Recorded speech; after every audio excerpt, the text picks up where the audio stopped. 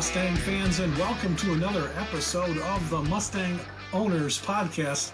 I'm your host, John Clore, along with my co-host, Mike Ray. And whether you've known me from Auto Week magazine, or maybe Ford Special Vehicle Team, or Ford Racing, or now Ford Performance, or you've known Mike from his time with Team Mustang, or maybe it was Roush, or with Celine, or now with for the last 20 years with the Mustang Owners Club of Southeastern Michigan. Both of us want to know your Mustang story because this is what it's all about. And tonight, Mike, we've got a Mustang story to end all Mustang stories. Yeah, and it's great because me and you have known the story for long periods of time, but a lot of our listeners probably never heard this story, and I think it's going to be a great episode tonight. Absolutely. That's why we want to welcome Art Cairo to our Mustang Owners Podcast. Art, thank you so much for joining us tonight. We sure have a lot to talk about your very special car. Thank you, Mike. Thank you, John. Just so happy that you guys decided to include me in this podcast. Yeah. Oh, no. I've known you guys for a long time. We're happy. Yeah. You've been on YouTube before. Yeah. But our listeners really want to know your story. You know, Okay. Art, I had a chance to reconnect with you up at the Bay Harbor Club, and I got to see your car. In case people don't know, Art Cairo, he actually owns Henry Ford II's former gifted car from the Ford Design Center, and he's been the caretaker, the restorer, and the keeper of this very historic car for years and years now. And some of you may have seen Art star on the YouTube channel of Tom Cotter's show, The Haggerty's Barn Find Hunter, who chased Art down and got the story of this car. But Art, things have changed with this car. I've just talked to one of your good friends, a guy named Jim Smart. Oh, you did? Good. Good old Jim. He knows and says to say hello. Thank you. All the research that went into owning a car that was specially built for Henry Ford II. And Mike, you and I have had conversations with Gail Halderman, who loved to talk about this very car, of all the things. You know, it came out of the pre-production shop and it goes down to the design center. And Gail was giddy with all the things. What can we do to make this special for Henry Ford?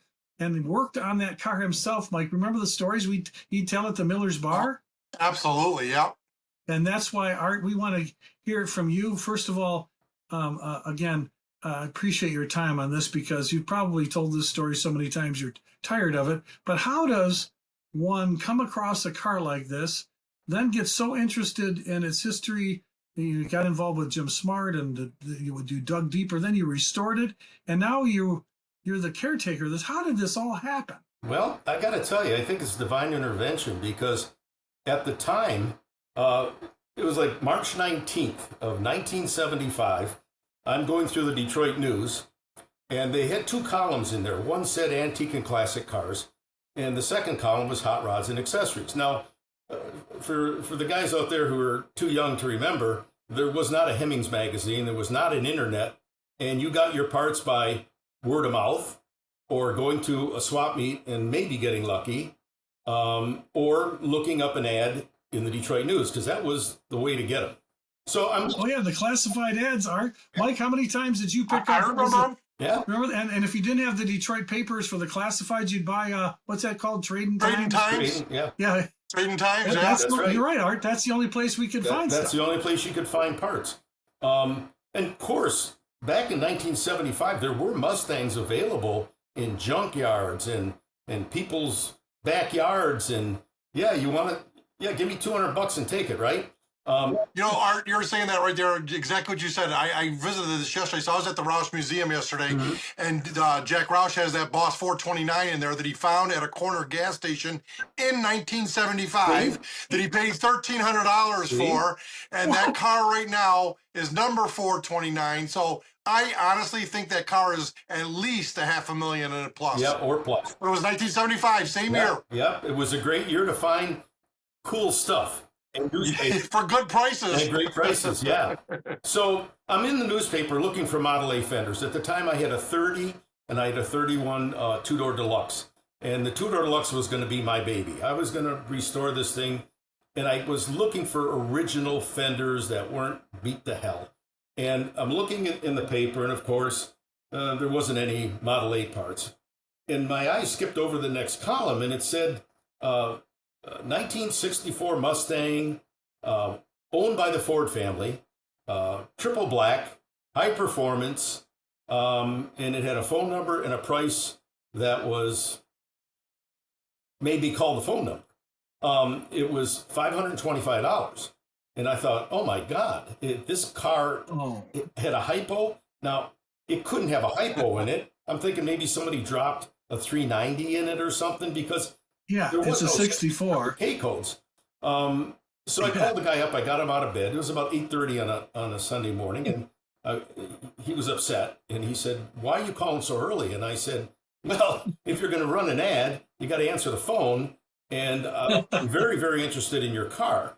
So he gave me his address, and I drove to Dearborn, and I saw the car, and I'm looking at it, I'm thinking, "Geez, oh Pete, this thing has leather interior in it. It's got disc brakes. It's got a K code, a true K code." I'm looking at the VIN number.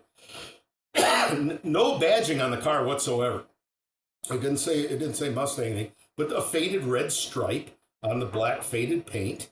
And it was a Michigan Mustang. I mean, my God, for those of us that live in Michigan, we throw salt like it's free. Well, it is free. We're on a salt mine, but all our cars rusted out, and the car was 10 years old at the time. So it needed quarter panels. It needed some floor pan repair and some trunk repair, but it started right up and it sounded beautiful. And oh my God. So I offered him $500 for it. And he said, well, and I said, "Look, you can waste your whole day answering the phone for $25, but I'll give you a deposit and I'll come and get it whenever you say." And he said, "Okay." And he took my deposit, and he said, "Oh, let me show you something else." And he went in his house and he came out with this owner's manual that said, it was for a 65 Mustang. And in the owner's manual, it said, was also for a K code, but it was for 2+2 fastback. And it was titled to Edsel Ford II on Lakeshore Drive. And I said, "Oh my God." And he goes, "Yeah, this car I think belonged to Edsel." And I said, "Oh, okay. Well, it makes sense, right?" It was in the different VIN number, different body style, but cool. So I was happy about it. My mother wasn't, because living at home, I was still in my 20s, and I already had a Torino, a Thunderbird, and 2 Model A's, and she was not happy that I bought another car. That being said, when I went to pick the car up, he gave me the title and everything, and I said, "Oh, that owner's manual." He goes, "Oh, I'm keeping that." I said, No, you showed it to me while we were making the deal, so I'm taking the owner's manual. And he says, "Yeah, So he gave me the owner's manual, which later on I showed to Edsel when I met at World Headquarters with him. So, 1975, I've got the car. I let my brother drive it because I had too many cars. He needed a car, and he was real good. My brother Leo had a real lead foot, and he would take that car up on Woodward, and he would just bang the gears and, smoke the tires. And one day he left the driveway, and we lived on a busy street, and I heard the car go through 3 gears. I'm waiting for the 4th, and it was silent. What the hell? And here comes my brother walking down the street, and he goes, "That piece of junk." I said, "What happened?" He goes, "I don't know." He says, "It won't start. It just stopped."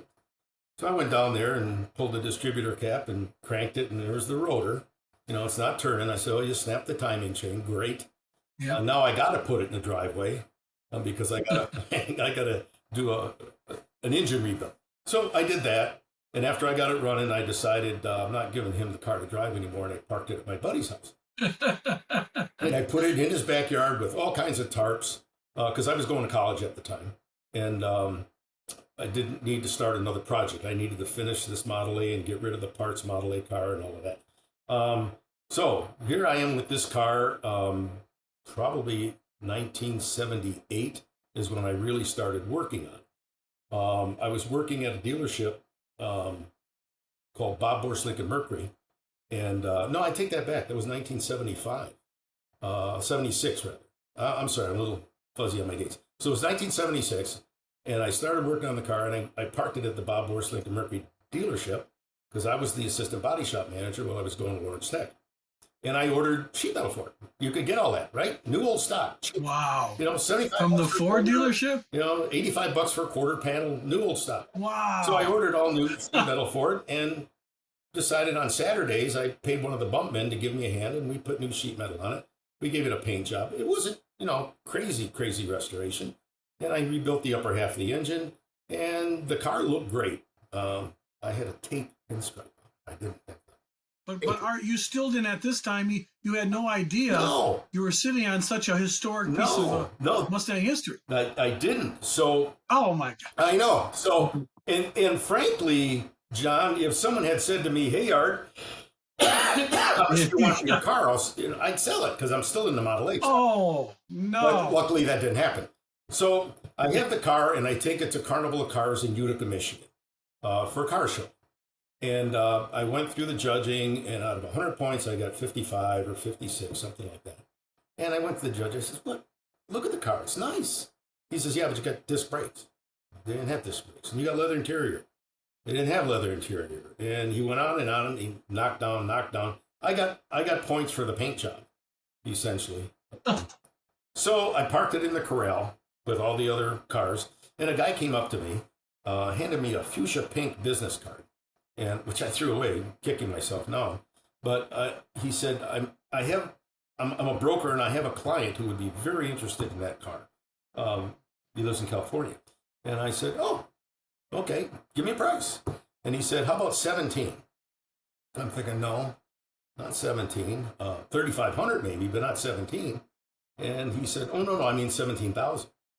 Oh my God. And I said, oh. So Mike, this guy knew what Art had, and Art didn't know what he had. And I didn't know. But right. That's what spurred me to get a hold of Jim Smart. Because when I got the car home, I was doing machine runoff for Ford, and it was late one night. I was in Fond du Lac, Wisconsin, doing some lathe runoffs, and I got a phone call from my wife, and she said, "Did you write a letter to Jim Smart?" And I said, "I did." He was doing In Search of Mustangs at the time. Yep. And he said he needs to talk to you about your car. And she gave me a phone number. And okay, so I called Jim, and he answered the phone. And that's when he said, you told me in your letter that the car belonged to Edsel. And I said, yeah. And he goes, no, it belonged to his dad. He said daddy. And I said, oh. And he says, do you know who his daddy is? And I said, yeah, Henry. He goes, I didn't know that when I was talking to him. And I said, whoa. And he said, don't sell that car. You're sitting on a gold mine. And I'm going to come to Detroit, because this was wintertime, snowing. He says, in the spring, and we're going to meet, and I'm going to see the car. And that's exactly what we did. So who was the original guy that came and offered you the 17,000? Well, I threw the card away. I said, no. And how did he know that was a car? I think just because he looked at it and he saw some special things on it. He was an older gentleman, so much more wise in the car market than me. I'm a 22, 23-year-old punk, with a Mustang with 4-speed. But so much stuff wasn't documented then, you know what I mean? Yeah, and Mike, he probably, maybe he had ties with Ford because he saw the chrome door handles, and he's thinking there was no K code. So maybe he was putting it together. Maybe he had known someone at Ford and spotted the car and thought he had something, trying to swindle Art out of that car. Interesting. Yeah, and he could have, John. He could have. Oh, yeah. Yeah. But anyway, so after I get this call from Jim, he came down in the spring, and he had already contacted Henry Ford PR department, and Henry and the Ford company owned the Rensen at the time. They had built the Rensen with Coleman Young, the mayor. And so that was going to be our new world headquarters. So we met there, I think it was like maybe July of 83. And Edsel was there, and we're waiting for his dad to come down. They had a new GT, a Mustang GT, and they had my car, and they staged him, and they were taking pictures. And Edsel went up to Jim Smart and said, I'm sorry, my dad's decided to go to Florida. He won't be here, but I'll be your host, which is fine, right? Yeah. So Edsel saw the car. We took pictures. That's when I showed him the owner's manual for his car, and he said, "Oh my God, that was the fastback that I got from my dad." And unfortunately, that car's no longer with us. And I said, "Well, what happened?" He said, "Well, I let my buddy use it, and he totaled it." And I'm thinking, oh my gosh. See, now that I understand this car, I'm thinking, when did this happen and where is that car? totaled her. Yeah. Yeah, The other yeah. one, right? Sure. He said, "Oh heck, I." And you let your brother drive your car, and damn near blew it up. I had a Model A to drive. Can't get in trouble. yeah, I had a fastback. I had a '68 fastback that my brother took to his class reunion. He totaled that car. I mean, we got to hang on to our cars, Art. Yeah, cars we So need, brothers. Etzel recognized this. Etzel saw this thing and said, "Wait a second." Yep. Put two and two together. Yep. And he said that was my car. And he looked at mine, of course, and then he told the story how he remembered when his dad brought it home. And he thought, wow, we've got something really good here. And it went on from there. So once I had established that that was Henry's car, now I needed documentation, more than just word of mouth. At the time, I was working at body and assembly operations in Allen Park, and that's where we would do prototype builds. And then eventually our teams would go out to the plants and launch the vehicles. So I got to meet a lot of people who knew that car. Unfortunately, they're all gone now. And I really never got the proper paperwork or something. There was a gentleman by the name of Bobby Bennett. And Bobby supposedly was very close to Henry II. And he was given the job to follow any Ford vehicle that was being built for a Ford family member. So Bobby told me, he says, I remember that car. He said, because after we built it here in the pilot plant, we shipped it to Dearborn Assembly, and Frank Wild, who was the plant manager, and I followed that car, and we stuffed the K code in it, and we put in the rear end, and we did the suspension, and we put in the four-piston disc brakes. And then the car was driven, he said driven, to the design center where Gail Halderman got it. So they must have put a slave seat in it, or who knows.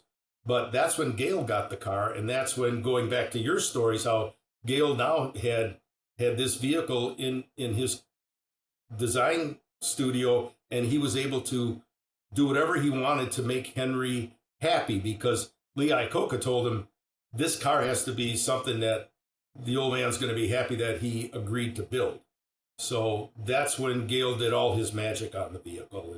Yeah, and Mike, remember, Mike and I had dinner with Gail at Miller's Bar, of all places. Of course, yeah. Where else? And he had said, we talked about that car, and he'd said, well, first thing we give the show car, they let it in like the door sills and the welds. You don't want to see welds on a show car. No. The paint was redone, and he said we couldn't do vinyl. We had to do leather seating. They took the door handles off. He said, remember, Mike? He said, oh, we can do a vinyl top, but they got to do a padded top, chrome door handles. He said they wanted the best mechanicals. That's why you got a hypo when all the 64.5s were 260s. Right. You got that hypo in there, and he said something about the leather seats, the best leather. I think he said, Mike, I can't remember what kind. He said we wanted to do real wood. Was it teak? It's teak wood or yeah. Okay. Sounds right. Yeah. Yeah. So he had the design team come up with a real. They wanted teak wood trim. Yep. Instead of applique, and he said they sat around. They had a meeting, Art, on how can we make this luxurious for the Ford family, for Henry Ford II, to repay him, thank him for approving the Mustang project when everybody knows, he didn't want it at first. No. And Gail was very proud of the car. And Mike, did he get to see Art's car at one of the Mustang memory shows? Is that why he got all excited? What was the last time? I want to say yes. I want to say maybe the 2013 show. I think he was there, if I remember correctly. Because my car was there in 2013. Yeah, okay, so that's when the Gail's first show that he Gail came. And got all excited. He hadn't seen that car since he worked on it. Okay, John, I think that's the picture that we have with me, you, and Nick Terzis. I think it's standing in front of Art's car.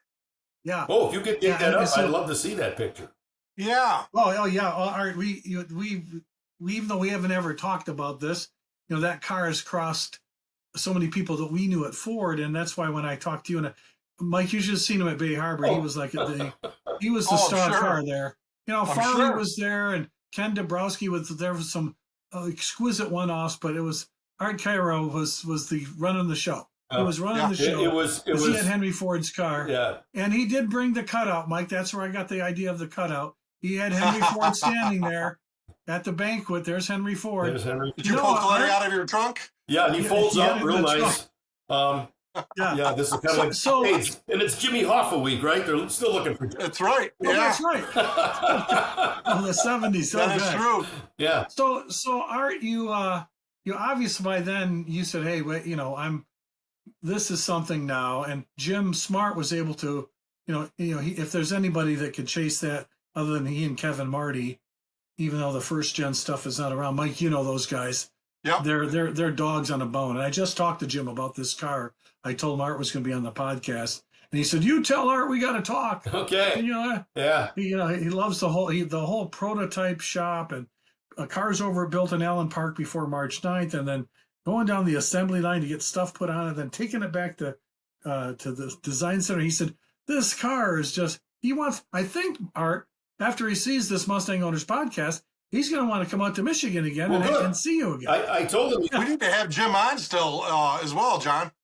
Yeah, we should. Yeah. Because Art, you then, once you realize, man, I've got something here. right. Then it became, I don't think your Model A's were as important anymore. No, and plus, Model A's are nice for a parade, and they look nice and they sound great, when you put the spark up. But when you drive a Mustang, which, especially that one, it would throw you back in your seat, and so now all of a sudden I'm into Mustangs.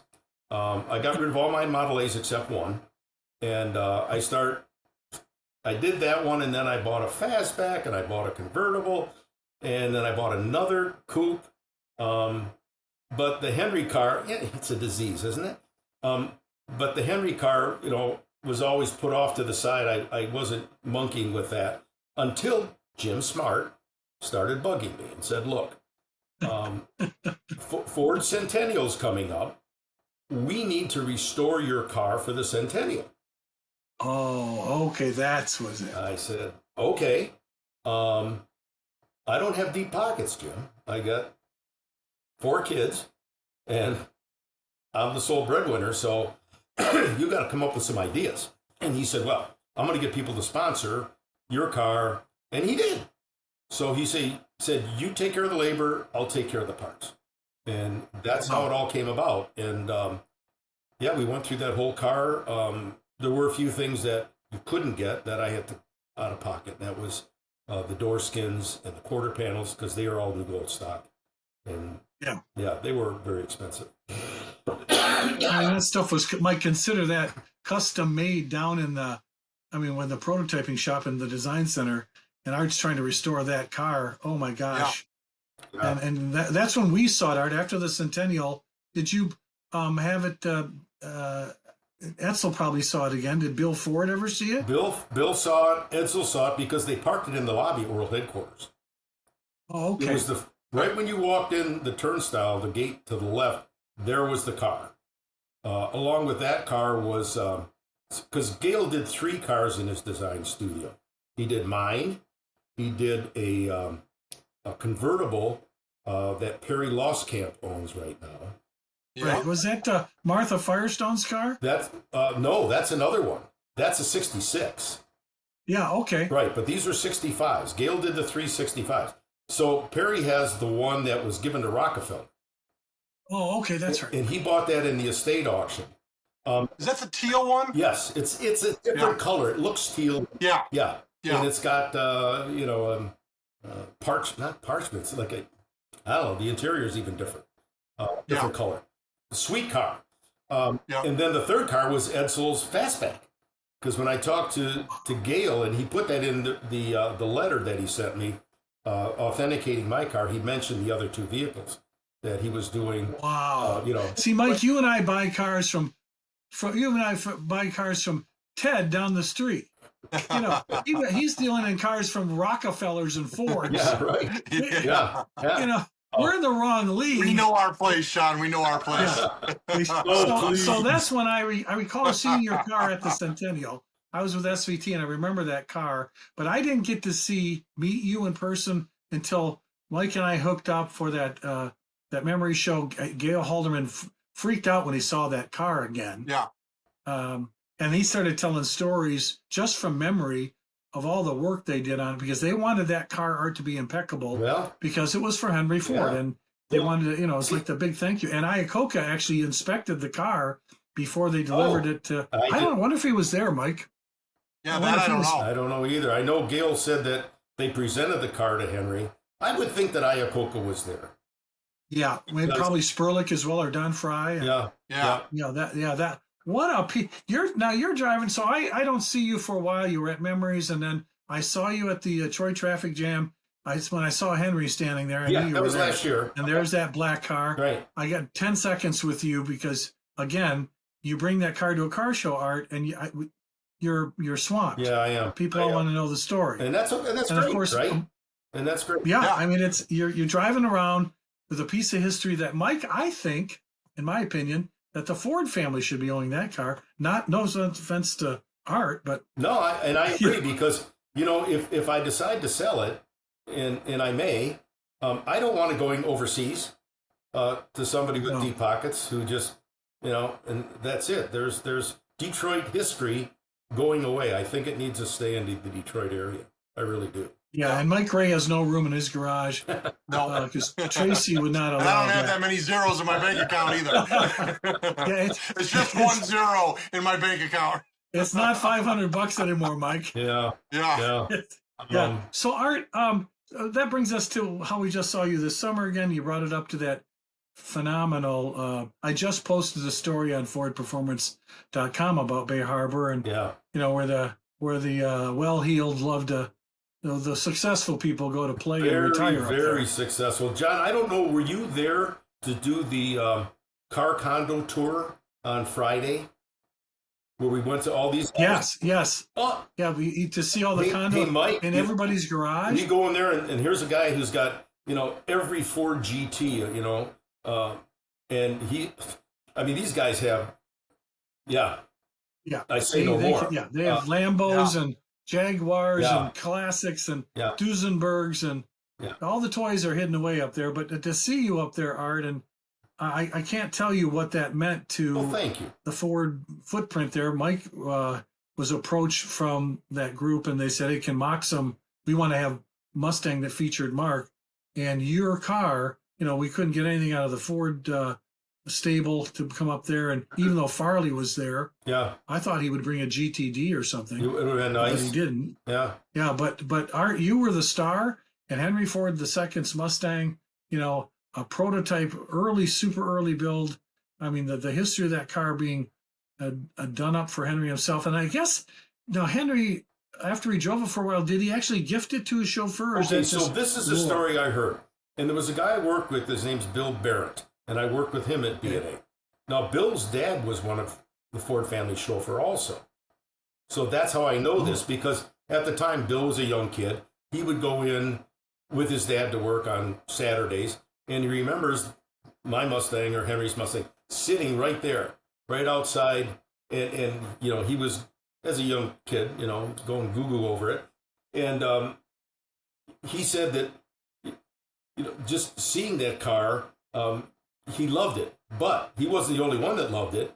And this is the name, and I don't know that this is true because, unfortunately, people are dead and you can't verify it. But his name was Mike Merrick. And Mike was one of the chauffeurs who always said to Henry, God, I love this car. And if ever you're going to get rid of it, let me know. And according to Bill, that's cool. Mike came in one day and Henry threw him the keys and said, it's yours, go see HR and get a title. Well, that's like giving one turkey away to 12 employees, right? There's going to be some bad feelings.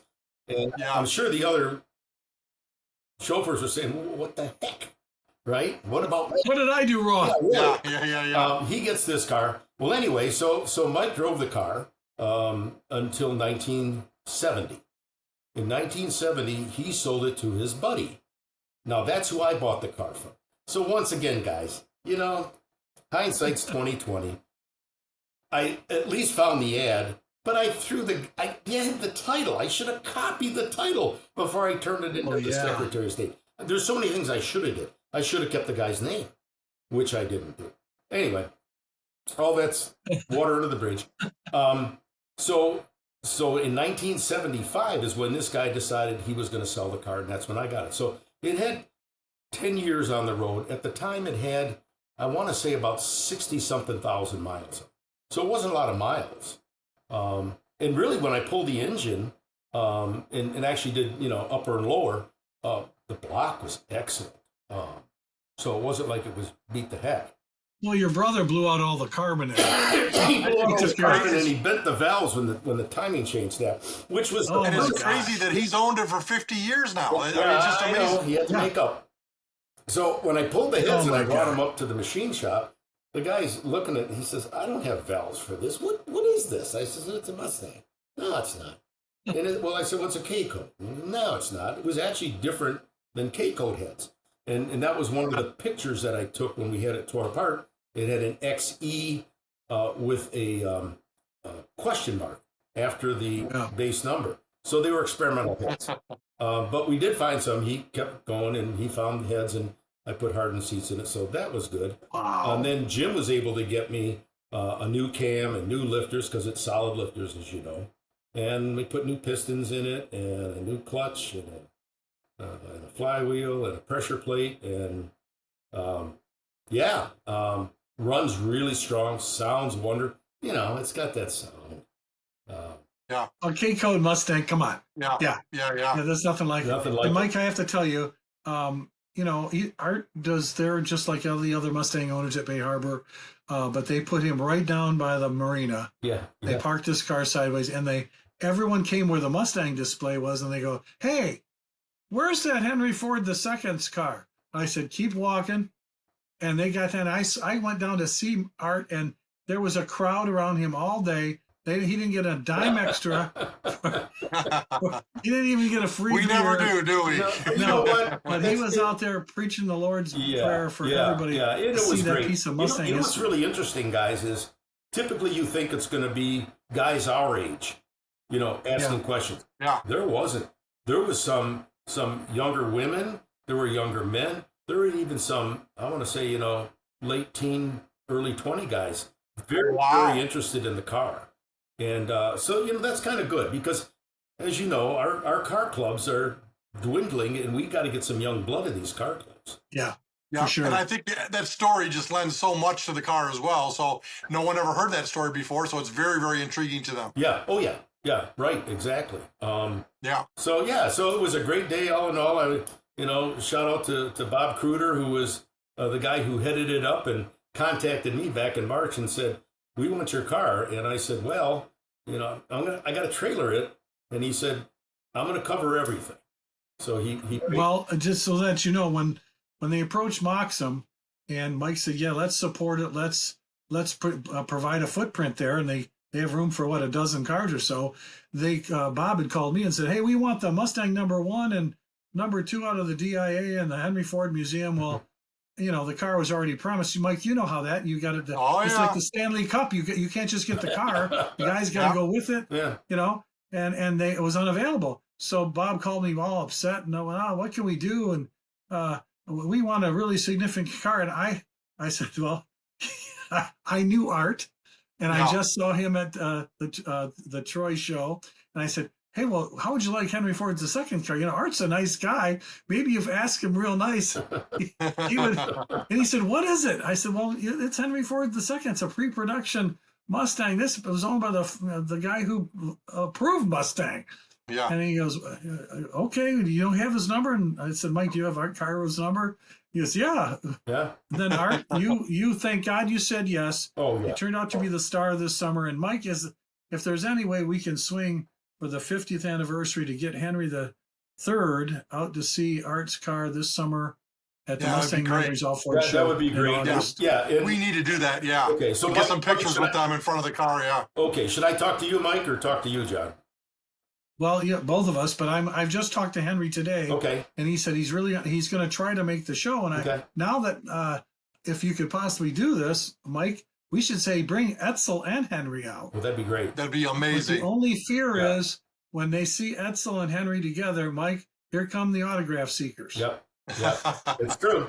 We can have security Well, around them. Yeah. At least Art deserves to have somebody sign his owner's manual. Yeah. But what a great picture that would be with both of them in front of the car. Yeah, that would be. Yeah, we'll make a reproduction title and have a Ford sign it. Okay. Sounds like a plan. Yeah. Oh, Good.